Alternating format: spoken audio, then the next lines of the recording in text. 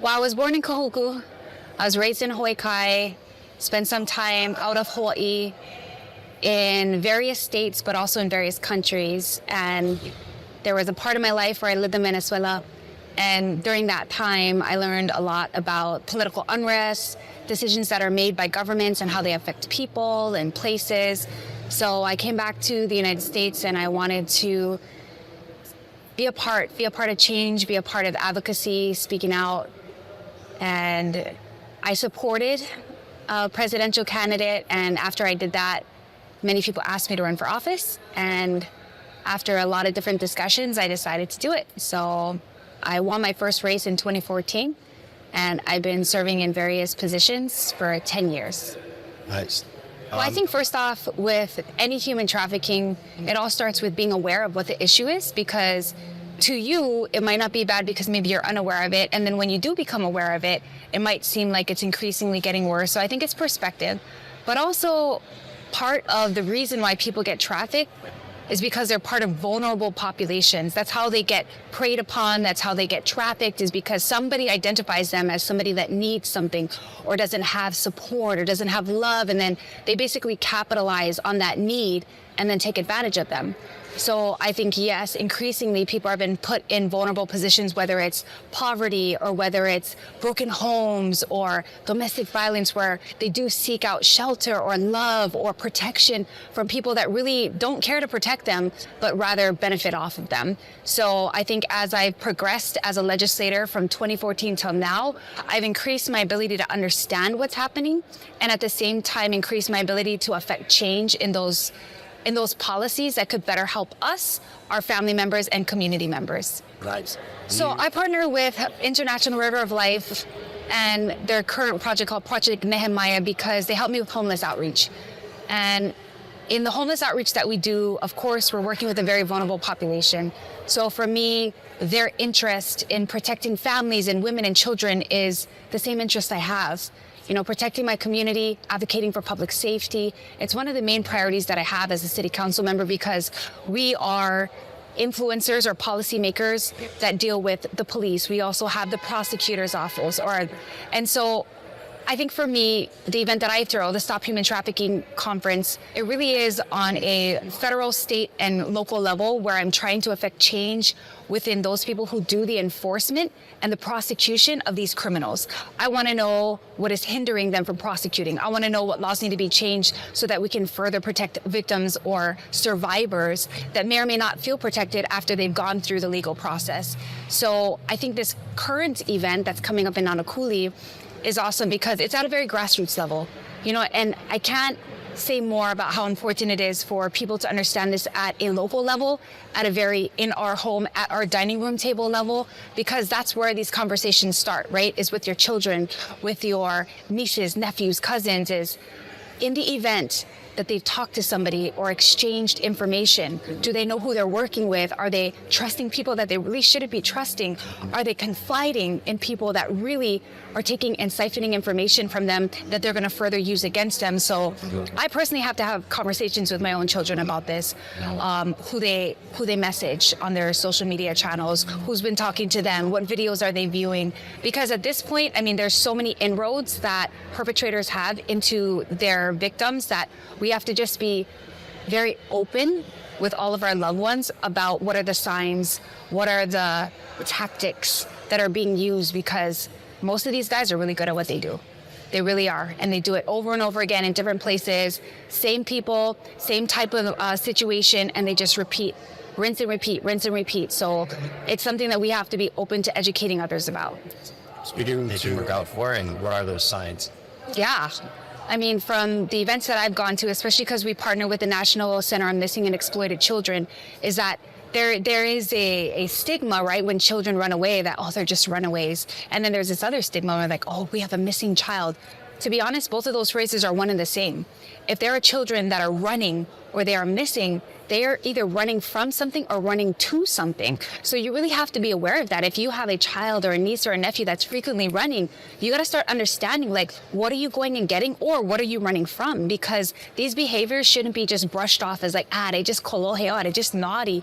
No, there is other things going on. I mean, even in some of the encampments that I do outreach in, I find young children there with people that are not their age. And I'm like, who is this person to you? So I think there are signs, right? Is when children are not with people within their age group. And if they're with people that maybe don't look like them and they look a lot older, or, you know, signs of them frequently leaving and coming back. So those are just some simple ones. I think as you get more into this, you can look up the National Center on Missing and Exploited Children and kind of see more of the materials that they pass out.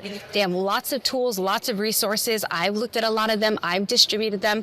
So I do think that more people could stand to have those type of resources to have productive conversations with their children. You know, there is a human trafficking hotline that you can call. There are officials, there are specific numbers of people that can help you and basically come to where you're at, right? Because I think for anybody that is being trafficked, the first step is wanting to even share that information with anybody. So definitely sharing it with the right people, which is tough. I mean, I do know quite a bit of organizations that, you know, they'll put it on a lipstick or they'll put it on like a very easy cosmetic, and it looks like a barcode, but it's actually a number to get help. Because sometimes if you're too obvious about it, their handler will get it, and then they'll be punished for having that kind of, you know, resource on them. So I can't say, you know, the severity of every situation, but I know there are ways to get out. I think it's tough. I will say the ways to get out of that, the life is very tough. There's a documentary called Ending Sex Trafficking that I partner with one of the survivors, and she helped me at my conference, but I think as a community member, like me watching the documentary and hearing ladies speak out about their... So when I partnered with one of the survivors from Ending Sex Trafficking, it's a documentary, I heard her speak her story, but I also watched the documentary and saw the different situations that each of these women were in, which were very diverse. I mean, very different situations, and seeing the courage that it took for them to actually speak out and how they did it, who they approached, who they talked to first about it. And of course, for many of them, the first people they talked to didn't believe them. The first people they talked to were like, you're bringing that upon yourself. Oh, that's your own fault, or whatever it is, whatever they think. So sometimes it takes like 1, 2, 3, 4 people that you're trying to tell this very important thing to believe you, to believe you're in a situation where you need that help, where you're not asking for it. You didn't want this to come upon you. You didn't desire this type of lifestyle, but now you can't get out of it. So I think that it's definitely learning from others, you know, and of course, being able to give the right resources at the right time. The provider for our state is called Susanna Wesley.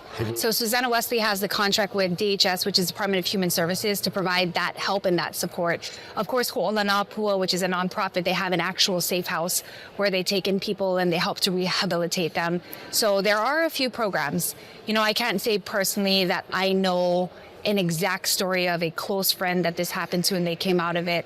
But I can say that through the years, as I've championed this effort to help out and make people more aware of what needs to happen, that I have learned, you know, how people find help, where do they get it? And to be clear, you know, a lot of people will say that, like, oh no, she wants to be a prostitute, or no, she wants that life. Like, that's a pretty fine line. I think through this whole experience that I've had learning about it, what I've learned is that you can't assume that you know what they do and they don't want, because they're being coerced in so many different ways. So even if they say, oh no, I chose this. I mean, you really have to build that relationship of trust to really get to the point where they may disclose. But even at that, they could be afraid for their lives. So it's a very delicate topic, and I commend and honor those who help out with it. The number one thing everyone says at every conference that I'm ever at is, if sex wasn't a buyer's demand, this would never happen. So purchasing or buying sex or purchasing human beings, that's why it's a demand. That's why this happens, because people profit off of the lives of other people. So if anyone ever wanted to just stop this point blank, then you would have to stop the sale of all humans, stop the sale of, you know, of people buying those services, which will never happen because it's actually accepted and allowed in many countries, and it's an acceptable way of living and acceptable way of life. So it's a huge topic. And I think that for me as a lawmaker, I just try to chip away at it in the small realm of influence that I have. As a policy maker, I can suggest changes in policy and continue to advocate for those people that are prosecuting criminals. Oh, cool. Of course, I'm always grateful for my community. I've been elected for 8 years, and it means that they trust me. It means that they want me to advocate for them. They want me to represent them. So I try to do my best to be their voice and to help them with the things that they need or give them the resources that they desire. So I'm just grateful. I'm grateful to have served the West Side for this length of time. And I hope to continue to help all of Hawaii. Because when I host my Stop Human Trafficking Conference, we don't just do it in Waianae. We did one on Kauai, one on Maui, one on Hawaii Island, and Kona, and Hilo. And, you know, the issue is everywhere. And whether or not we represent one district doesn't mean that other districts or what's happening in their district doesn't affect us. It all affects us. So with that being said, you know, I support whatever efforts people have, whether within or without my district, because I know that it'll help me to be a better policymaker, a better community member, and a better mom. Yeah. Well, I will say that at my Stop Human Trafficking event this year, there were a small, very small handful of lawmakers that attended, and I understand we all have other meetings, but I think the only way that we really attack this issue is if we all get educated more. I would say for some of the people who attended, they had never heard of any of this before, and they heard it for the first time, the 3 lawmakers that came. So yeah, my desire is that more people come out and learn and then decide from there what they can do to help. Okay, nice. Thank you. Tomorrow, though. It's on? Yeah, it's tomorrow. It's tomorrow. Thank you. We're here with Andrea Topola, and I've been waiting to meet you for a while. Riku's my best friend. It's amazing, man. He's your cousin, and she stands for a lot of great things that I've been watching, what she's been doing for years now, and appreciate everyone just go and hand your ballots. There's one day left, right? So vote for her and be on the lookout. It's good to get people from our generation in here, because I feel the older generation has had enough time, and I do not like the way the government is going with their leadership. And I feel we would never make these mistakes because we learn from them. And it's only plausible way I see to change things is to put new leaders in there who are victims of their bad decisions, so we don't look the same. Thank you for what you've done. I appreciate it. Aloha. Mahalo. Cool. Thank you.